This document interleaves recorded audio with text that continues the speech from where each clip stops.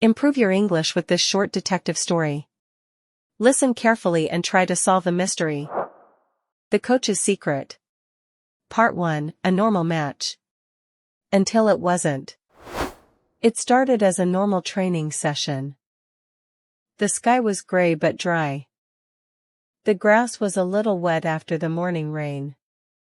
Alex and I were on the football field with the rest of the team. Mr. Harris, our coach, was blowing his whistle and shouting, "I don't play football." I was there because Alex asked me to come and watch.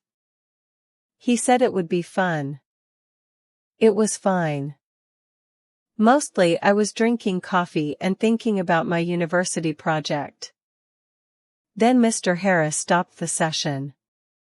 He walked to the middle of the field and held up his hand. "Everyone stop," the coach said. We stopped. His face was pale and a little sweaty. "My phone," Mr. Harris said. "It's gone. Someone took it from the locker room." There was silence on the field.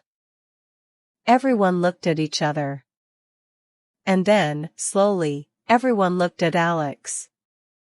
Because Alex went into the locker room 20 minutes ago. To get his water bottle.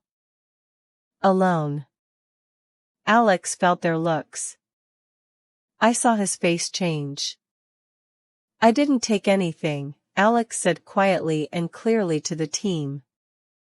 Nobody said anything, but nobody stopped looking at him.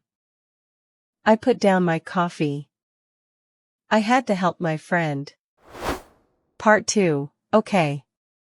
Let's think. I walked over to Alex.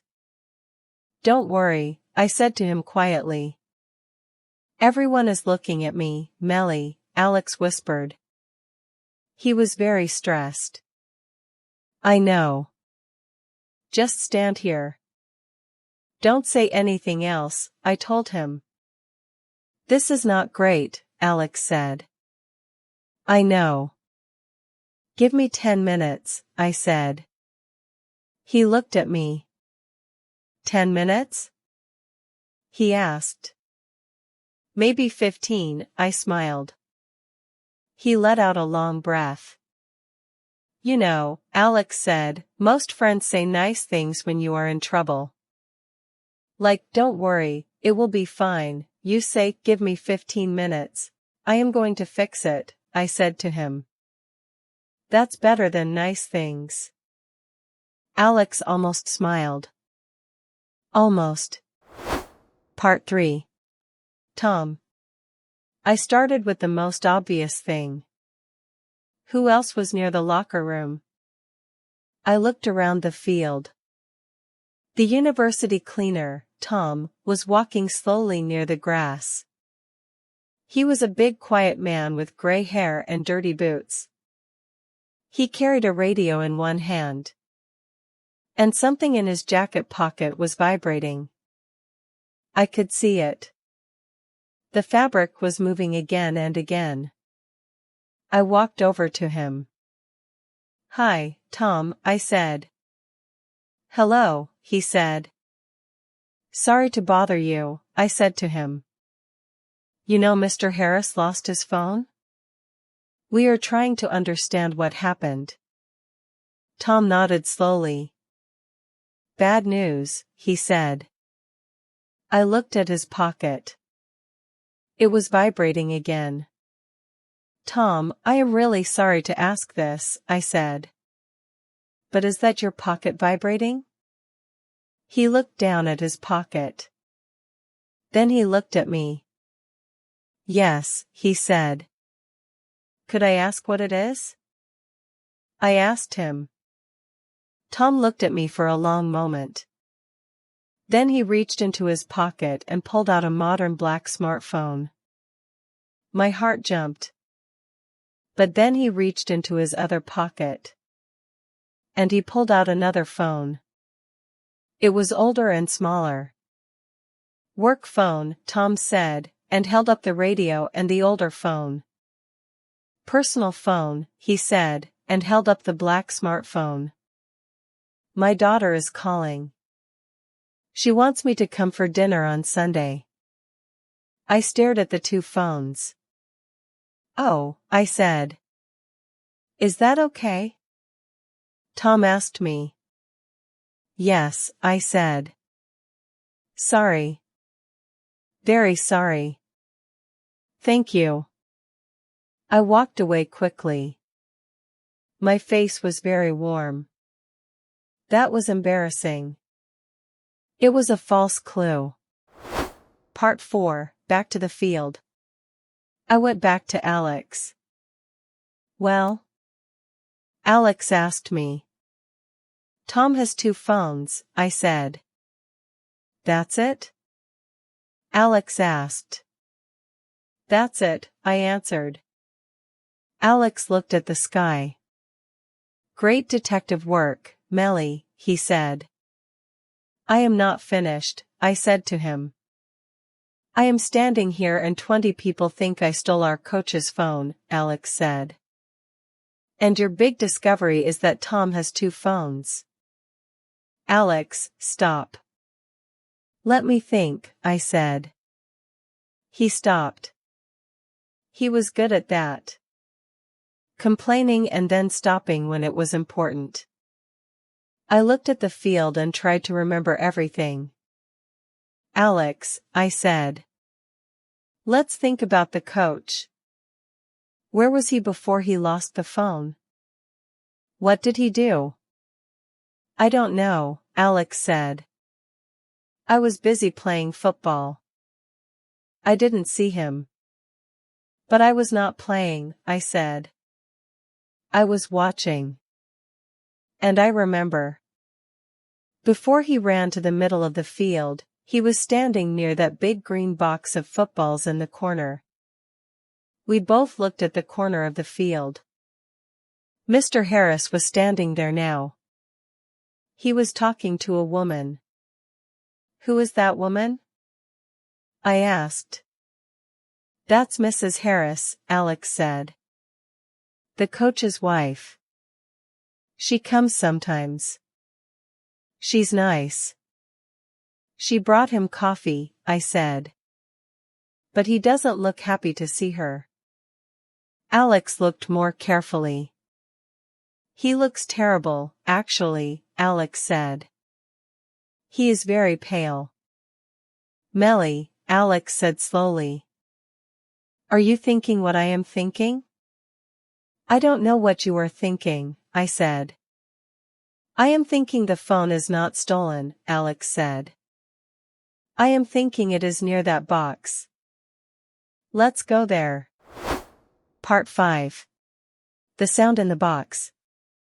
We walked to the corner of the field.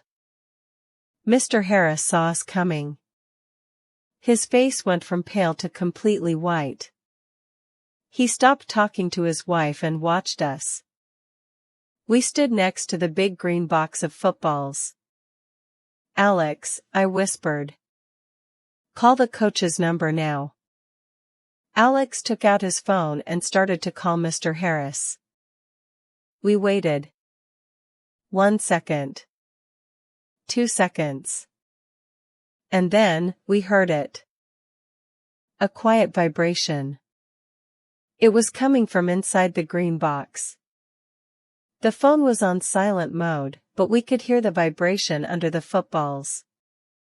I opened the box. There were 15 footballs inside. I moved 2 big balls, and at the bottom, I saw the coach's smartphone in a dark blue case. The screen was bright. It showed Alex's call. But then, Alex stopped the call, and a new text message popped up on the screen. It was from an unknown number. The message said, Honey, is everything okay? Alex and I looked at the message. Then we looked at each other. Suddenly, everything made sense. Part 6, The Secret. Mr. Harris was in the locker room or on the field, writing secret romantic messages to his girlfriend. Then, unexpectedly, his wife arrived with coffee.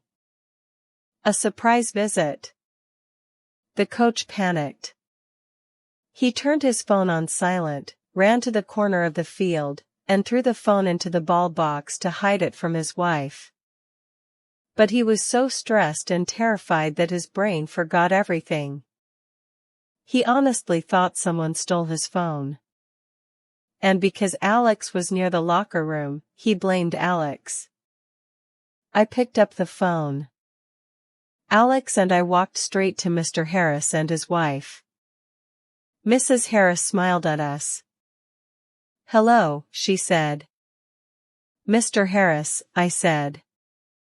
My voice was very calm and normal. "I found your phone. It was in the ball box. It fell in there under the footballs." There was a very long pause. Mr. Harris looked at the phone in my hand. Then he looked into my eyes. Then he looked at Alex. Alex and I didn't say anything about the text message.